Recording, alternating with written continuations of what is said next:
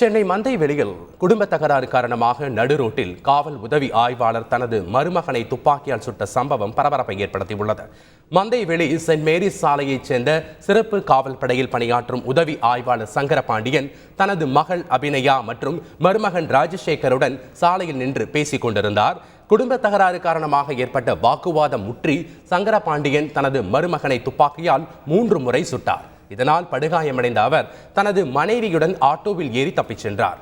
வயிற்றில் 2 குண்டுகள் பாய்ந்த நிலையில் அடையாறில் உள்ள தனியார் மருத்துவமனையில் ராஜசேகர் சிகிச்சைக்காக சேர்க்கப்பட்டுள்ளார்.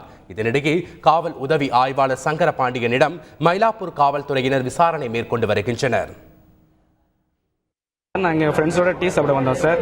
பக்கத்தில் மசூதியில் ஏதோ கத்தி பேசினாங்க 3 பேர். கடைசியில் பார்த்தா ஏதோ ஃபேமிலி ப்ராப்ளம் நினச்சிருந்தோம்.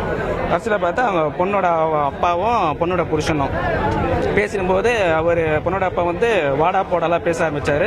இவர் உடனே பொண்ணோட புருஷன் வாடா போடலாம் பேச மரியாதை பேசுவாங்க, மரியாதை பேசிகிட்டு இருக்கேன் அப்படின்னாங்க.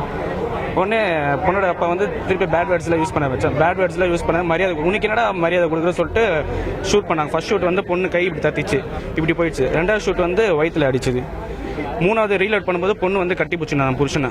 உடனே திருப்பி இப்படி வந்தார், ரீலோட் பண்ண வந்தார். அந்த பொண்ணு ஆட்டோவில் கூட்டின்னு போயிடுச்சு அவங்க புருஷனை. உடனே போலீஸ் ஒன்றும் வந்தாங்க, பிடிச்சி கொடுத்தாங்க.